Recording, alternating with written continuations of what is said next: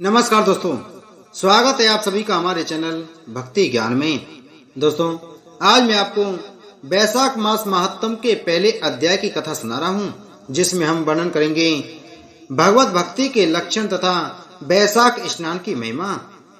अम्बरीश बोले, मुनि श्रेष्ठ, आपने बड़ी अच्छी बात बताई, इसके लिए आपको धन्यवाद है। आप संपूर्ण लोकों पर अनुग्रह करने वाले हैं। आपने भगवान विष्णु के सगुण एवं निर्गुण ध्यान का वर्णन किया। अब आप भक्ति का लक्षण बतलाइए। साधुओं पर कृपा करने वाले महर्षि, मुझे ये समझाइए कि किस मनुष्य को कब, कहाँ और कैसी, किस प्रकार भक्ति करनी चाहिए। सूत जी कहते हैं, राजाओं में श्रेष्ठ महाराज अम्बरीश के ये वचन सुनकर देवर्षि नारद जी को बड़ी प्रसन्नता हुई। वे उनसे बोले, राजन सुनो, भगवान की भक्ति समस्त पापों का नाश करने वाली है। मैं तुमसे उस भक्ति का भली भांति वर्णन करता हूँ। भक्ति अनेकों प्रकार की बताई गई हैं। मानसी, वाचिकी, कायिकी, लौकिकी, वैदिकी तथा अध्यात्म की। ध्यान, धारणा, बुद्धि तथा वेदार्थ के चिंतन द्वारा जो विष्णु को प्रसन्न करने वाली भक्ति की जाती है, उसे मानसी भक्ति कहते हैं। दिन रात अविशांत भाव से वेद मंत्रों के उच्चारण, जप तथा आरण्यक आदि के पाठ द्वारा जो भगवान की प्रसन्नता का संपादन किया जाता है, उसका नाम वाचिकी भक्ति है। व्रत, उपवास और नियमों के पालन तथा पांचों इंद्रियों के संयम द्वारा की जाने वाली आराधना शरीर से साध्य होने के कारण कायिकी भक्ति कही गई है। यह सब प्रकार की सिद्धियों का संपादन करने वाली है। पाद, अर्ध आदि उपचार, नृत्य, वाद, गीत, जागरण तथा पूजन आदि के द्वारा जो भगवान की सेवा की जाती है, उसे लौकिकी भक्ति कहते हैं। ऋग्वेद, यजुर्वेद और सामवेद के जप संहिताओं के अध्ययन आदि तथा अवश्य की आहुति, यज्ञ, याग आदि के द्वारा की जाने वाली उपासना का नाम वैदिकी भक्ति है। विज्ञ पुरुषों ने अमावस्या, पूर्णिमा तथा वैशव, तुला और मेष की संक्रांति आदि के दिन जो याग करने का आदेश दिया है, वह वैदिकी भक्ति का साधक है। अब मैं योग जन्य अध्यात्म की भक्ति का भी वर्णन करता हूँ, सुनो। योगज भक्ति का साधक सदा अपनी इंद्रियों को संयम में रखकर प्राणायाम पूर्वक ध्यान किया करता है। विषयों से अलग रहता है। वह ध्यान में देखता है भगवान का मुख अनंत तेज से उद्दीप्त हो रहा है। उसकी कटी के ऊपरी भाग तक लटका हुआ यज्ञोपवीत शोभा पा रहा है। उसका शुक्ल वर्ण है, 4 भुजाएं हैं। उनके हाथों में वरद एवं अभय की मुद्राएं हैं। वे पीत वस्त्र धारण किए हुए हैं तथा उनके नेत्र अत्यंत सुंदर हैं। वे प्रसन्नता से परिपूर्ण दिखाई देते हैं। राजन, इस प्रकार योग युक्त पुरुष अपने हृदय में परमेश्वर का ध्यान करता है। जैसे प्रज्वलित अग्नि काष्ठ को भस्म कर डालती है, उसी प्रकार भगवान की भक्ति मनुष्य के पापों को तत्काल दग्ध कर देती है। भगवान श्री विष्णु की भक्ति साक्षात सुधा का रस है, संपूर्ण रसों का एकमात्र सार है। इस पृथ्वी पर मनुष्य जब तक उस भक्ति का श्रवण नहीं करता, उसका आश्रय नहीं लेता, तभी तक उसे सैकड़ों बार जन्म, मृत्यु और जरा के आघात से होने वाले नाना प्रकार के दैहिक दुख प्राप्त होते हैं। यदि महान प्रभावशाली भगवान अनंत का कीर्तन और स्मरण किया जाए, तो वे समस्त पापों का नाश कर देते हैं। ठीक उसी तरह जैसे वायु मेघ का तथा सूर्य देव अंधकार का विनाश कर डालते हैं। राजन, देव पूजा, यज्ञ, तीर्थ स्नान, व्रतानुष्ठान, तपस्या और नाना प्रकार के कर्मों से भी अंतःकरण की वैसी शुद्धि नहीं होती जैसी भगवान अनंत का ध्यान करने से होती है। नरनाथ, जिनमें पवित्र यश वाले तथा अपने भक्तों को भक्ति प्रदान करने वाले विशुद्ध स्वरूप भगवान श्री विष्णु का कीर्तन होता है, वे ही कथाएं शुद्ध हैं तथा वे ही यथार्थ, वे ही लाभ पहुंचाने वाली और वे ही हरि भक्तों के कहने सुनने योग्य होती हैं। भूमंडल के राज्य का भार संभालने वाले धीर चित्त महाराज अम्बरीश, तुम धन्य हो, क्योंकि तुम्हारा हृदय पुरुषोत्तम के ध्यान में एकतान हो रहा है तथा सौभाग्य लक्ष्मी से सुशोभित होने वाली तुम्हारी नैष्ठिक बुद्धि श्री कृष्ण चंद्र की पुण्यमयी लीलाओं के श्रवण में प्रवृत्त हो रही है। भूपति, भक्तों को वरदान देने वाले अविनाशी भगवान श्री विष्णु की भक्ति पूर्वक आराधना किए बिना अहंकार बस अपने को ही बड़ा मानने वाले पुरुष का कल्याण कैसे होगा? भगवान माया के जन्मदाता हैं, उन पर माया का प्रभाव नहीं पड़ता। साधु पुरुष उन्हें भक्ति के द्वारा ही प्राप्त करते हैं। इस बात को तुम भी जानते हो। राजन, धर्म का कोई भी तत्व ऐसा नहीं है जो तुम्हें ज्ञात न हो।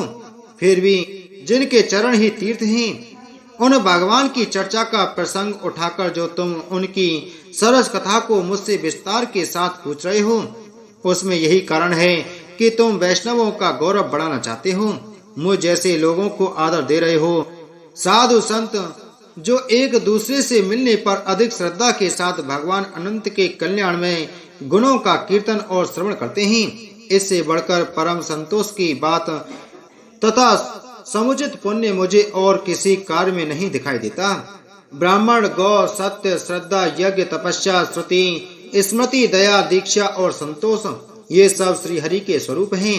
सूर्य, चंद्रमा, वायु, पृथ्वी, जल, आकाश, दिशाएं, ब्रह्मा, विष्णु, रुद्र तथा संपूर्ण प्राणी उस परमेश्वर के ही स्वरूप हैं। इस चराचर जगत को उत्पन्न करने की शक्ति रखने वाले वे विश्व रूप भगवान स्वयं ही ब्राह्मण के शरीर में प्रवेश करके सदा उन्हें खिलाया जाने वाला अन्य भोजन करते हैं। इसलिए जिनकी चरण रेणु तीर्थ के समान है, भगवान अनंत ही जिनके आधार हैं, जो संपूर्ण प्राणियों के आत्मा तथा पुण्यमयी लक्ष्मी के सर्वस्व हैं, उन ब्राह्मणों का आदर पूर्वक पूजन करो। जो विद्वान ब्राह्मण को विष्णु बुद्धि से देखता है, वही सच्चा वैष्णव है तथा वही अपने धर्म में भली भांति स्थित माना जाता है। तुमने भक्ति के लक्षण सुनने के लिए प्रार्थना की थी, सो सब मैंने तुम्हें सुना दिया। अब गंगा स्नान करने के लिए जा रहा हूँ। यह वैशाख का महीना उपस्थित है, जो भगवान लक्ष्मी पति को अत्यंत प्रिय है। इसकी भी आज शुक्ला सप्तमी है। इसमें गंगा का स्नान अत्यंत दुर्लभ है। पूर्व काल में राजा जनू ने वैशाख शुक्ला सप्तमी को क्रोध में आकर गंगा जी को पी लिया था और फिर अपने दाहिने कान के छिद्र से उन्हें बाहर निकाला था। अतः जनू की कन्या होने के कारण गंगा को जानवी कहते हैं। इस तिथि को स्नान करके जो आकाश की मेखलाभूत गंगा देवी का उत्तम विधान के साथ पूजन करता है, वह मनुष्य धन्य एवं पुण्यात्मा है। जो वैशाख शुक्ला सप्तमी को विधि पूर्वक गंगा में देवताओं और पितरों का तर्पण करता है, उसे गंगा देवी कृपा दृष्टि से देखती हैं तथा वह स्नान के पश्चात सब पापों से मुक्त हो जाता है। वैशाख के समान कोई मास नहीं है तथा गंगा के सदृश दूसरी कोई नदी नहीं है। इन दोनों का संयोग दुर्लभ है। भगवान की भक्ति से ही ऐसा सुयोग्य प्राप्त होता है। गंगा जी का प्रादुर्भाव भगवान श्री विष्णु के चरणों से हुआ है। वे ब्रह्मलोक से आकर भगवान शंकर के जटा जूट में निवास करती हैं। गंगा समस्त दुखों का नाश करने वाली हैं। वे अपने 3 स्रोतों से निरंतर प्रवाहित होकर तीनों लोकों को पवित्र करती रहती हैं। उन्हें स्वर्ग पर चढ़ने के लिए सीढ़ी माना गया है। वे सदा आनंद देने वाली, नाना प्रकार के पापों को हरने वाली, संकट से तारने वाली, भक्तजनों के अंतःकरण में दिव्य प्रकाश फैलाने की, लीला से सुशोभित होने वाली, सागर के पुत्रों को मोक्ष प्रदान करने वाली, धर्म मार्ग में लगाने वाली तथा 3 मार्गों से प्रवाहित होने वाली हैं। गंगा देवी तीनों लोकों का श्रृंगार हैं। वे अपने दर्शन, स्पर्श, स्नान, कीर्तन, ध्यान और सेवन से हजारों पवित्र तथा अपवित्र पुरुषों को पावन बनाती रहती हैं। जो लोग दूर रहकर भी तीनों समय गंगा गंगा गंगा इस प्रकार उच्चारण करते हैं, उनके 3 जन्मों का पाप गंगा जी नष्ट कर देती हैं। जो मनुष्य 1000 योजन दूर से भी गंगा का स्मरण करता है, वह पापी होने पर भी उत्तम गति को प्राप्त होता है। राजन, वैशाख शुक्ला सप्तमी को गंगा जी का दर्शन विशेष दुर्लभ है। भगवान श्री विष्णु और ब्राह्मणों की कृपा से ही उस दिन उनकी प्राप्ति होती है। माधव वैशाख के समान महीना और माधव विष्णु के समान कोई देवता नहीं है, क्योंकि पाप के समुद्र में डूबते हुए मनुष्य के लिए माधव ही जहाज का काम देते हैं। माधव मास में जो भक्ति पूर्वक दान, जप, हवन और स्नान आदि शुभ कर्म किए जाते हैं, उनका पुण्य अक्षय तथा 100 करोड़ गुना अधिक होता है। जिस प्रकार देवताओं में विश्वात्मा भगवान नारायण देव श्रेष्ठ हैं, जैसे जप करने योग्य मंत्रों से गायत्री सबसे उत्कृष्ट है, उसी प्रकार नदियों में गंगा जी का स्थान सबसे ऊंचा है।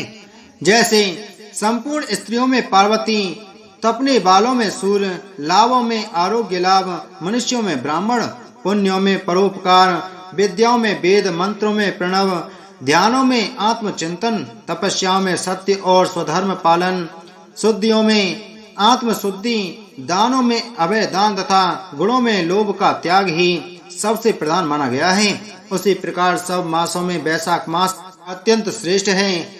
पापों का अंत वैशाख मास में प्रातः काल स्नान करने से होता है। अंधकार का अंत सूर्य के उदय से तथा पुण्यों का अंत दूसरों की बुराई और चुगली करने से होता है। राजन, कार्तिक मास में जब सूर्य तुला राशि पर स्थित हो, उस समय जो स्नान दान आदि पुण्य कार्य किया जाता है, उसका पुण्य प्रार्ध गुना अधिक होता है। माघ मास में जब मकर राशि पर सूर्य हो, तो कार्तिक की अपेक्षा भी 1000 गुना उत्तम फल होता है। और वैशाख मास में मेष की संक्रांति होने पर माघ से भी 100 गुना अधिक पुण्य होता है।